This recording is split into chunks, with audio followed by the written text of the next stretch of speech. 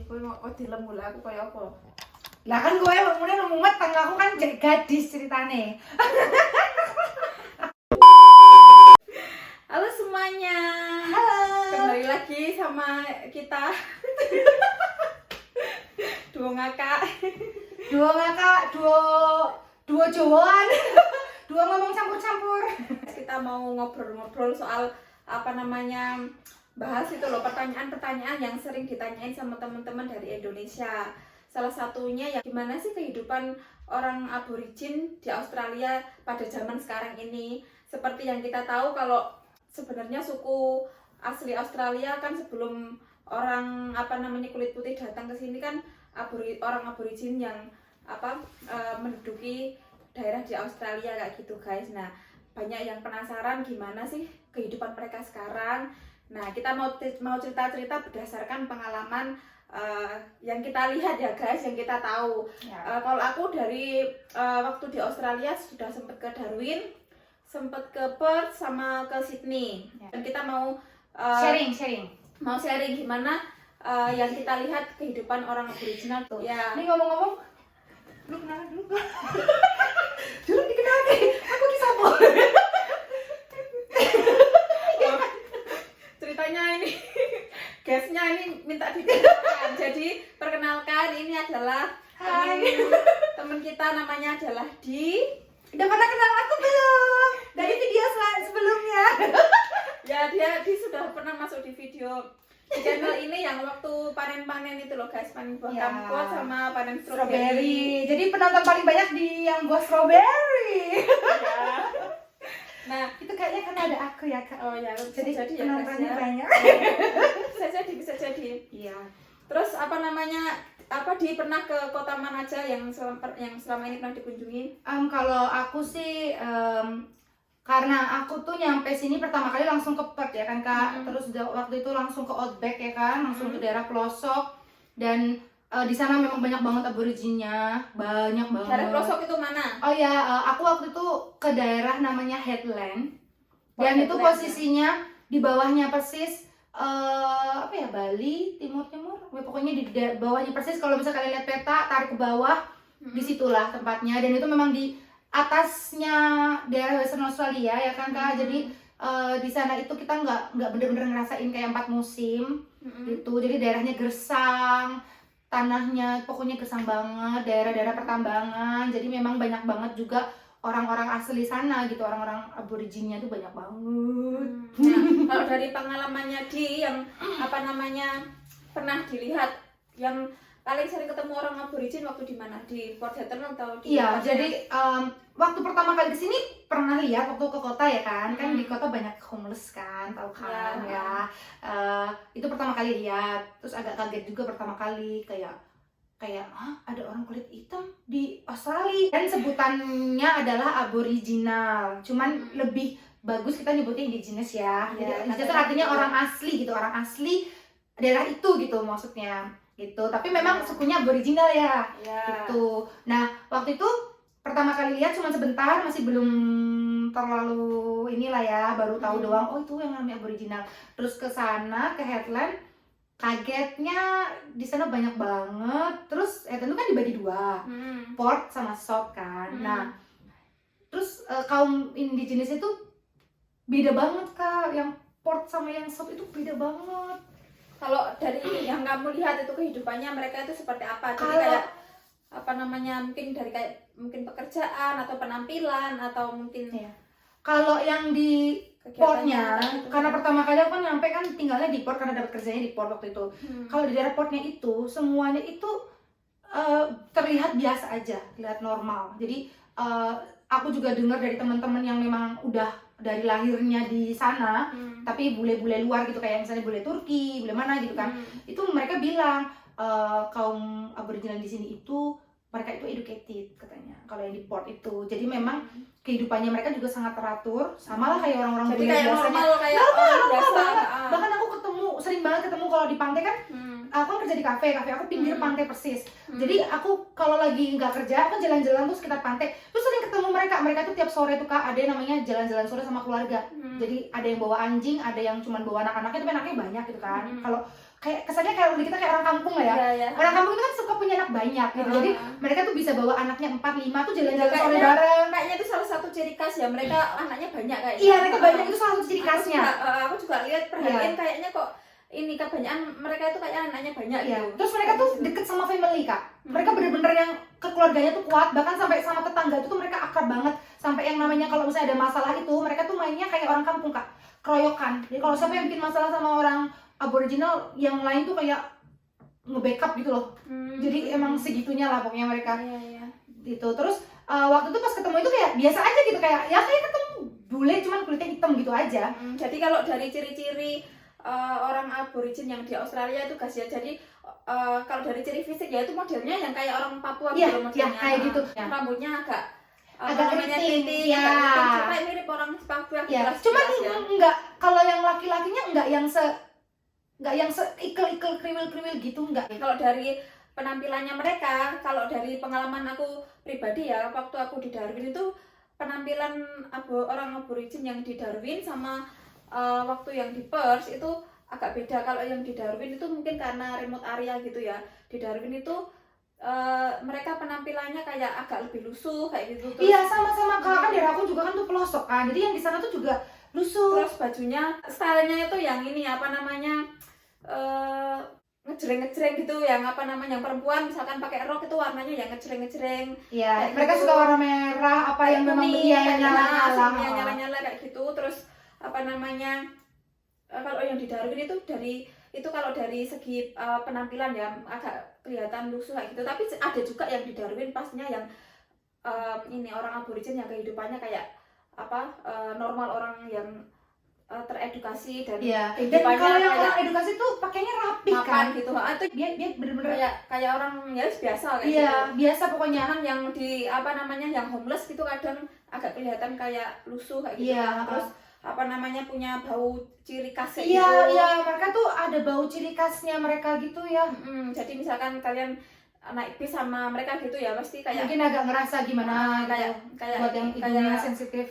Pasti kayak apa bisa apa niteni lah ya. gitu. Tapi kalau yang di Perhatian itu mereka karena mungkin ya educated ya, jadi nggak ada bau juga. Aku kayak papasan ketemu gitu nggak ada ini sama sekali Kak, bener-bener memang pokoknya. Dan mereka tuh juga nggak yang suka kayak tahu kan kayak kalau orang-orang sana kan suka yang rese-rese gitu kan, ada yang rese-rese, terus ada yang shoot-shootin, ada yang sok-sok SKSD kan, banyak yang kayak gitu. Tapi yang di Perhatian tuh selama aku di sana nggak pernah ketemu papasan pun ya kayak boleh lah, kayak cuek aja gitu kan. Ya sama-sama kita jalan, lu jalan ya udah gitu. Tapi yang di South nih, beda banget. Kalau yang di South gimana menurut Kalau yang di South itu banyak yang homeless ya kan. Atau kalau misalnya pun mereka nggak homeless, mereka itu banyak yang memang suka tukang mabok, terus juga ada yang tukang ngedrugs. Dan herannya tuh kayak aku suka herannya tuh nggak habis pikirnya, itu duit itu banyak gitu, kayak mereka tuh tajir tapi duitnya tuh dari mana gitu loh. Dan itu mereka tuh selalu kayak pakai duit itu tuh Kak, memang bener-bener kayak buat minum, pokoknya buat mabok, ngedrugs, ada yang kayak gitu. Tapi uangnya tetap banyak Kak. Sampai teman aku tuh ada yang supir taksi, dia bilang orang Aboriginal itu kalau yang suka mabok yang kayak gitu-gitu, yang suka ngabisin duit itu mereka seminggu aja itu bisa loh sekali langsung ngabisin bisa 2.000-4.000 dalam satu minggu. Makanya mereka rumahnya kayak biasa, rumahnya bahkan kayak mungkin kurang keurus juga, tapi pengeluaran mereka tuh jauh lebih banyak dari kita. Tapi juga dan setahu sih memang apa pemerintah sini ada support juga. Ada sih, tapi kan nggak sebanyak itu kan Kak. Ya kurang tahu juga seberapa banyak detailnya sih kurang tahu, cuman ada support juga dari. Kalau yang aku dengar sih terakhir itu udah nggak nyampe 1.000 per 2 minggu kan, udah nggak nyampe 1.000. Jadi itu yang aku bingung adalah mereka bisa ngeluarin duit sampai 2.000 sampai 4.000 dalam satu minggu tuh dari mana gitu tuh, yang kayak selalu berpikir, ini kok bisa ya. Tapi penampilan mereka ya tetap lusuh. Karena mereka kayak tukang mabuk kan, jadi kayak mungkin gak peduli gitu. Ya. Kaos biasa, celana pendek. Cowok cewek sama aja, kayak gak peduli pakai celana tuh celana yang udah kayak celana colorful Kak. Kayak orang-orang kalau kita kayak sehari di rumah gitu kan. Ya. Kayak gitu, tapi tuh mereka pergi kemana-mana. Ke shopping center tuh pakai kayak gitu kan. Ya. Kalau di Darwin nggak ada Kak.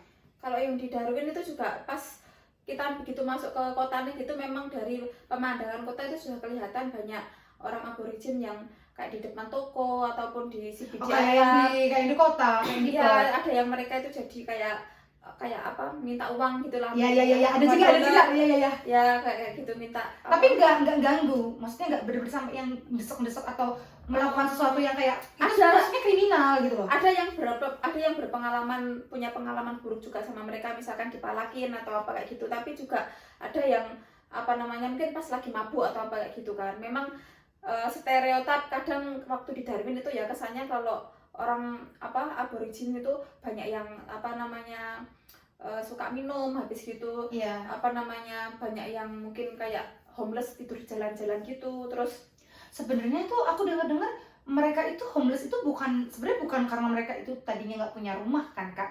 Ya entah, mereka juga sebenarnya juga kayak disupport sama pemerintah ya. Ya sebenarnya cuman mereka nggak mau gitu kan.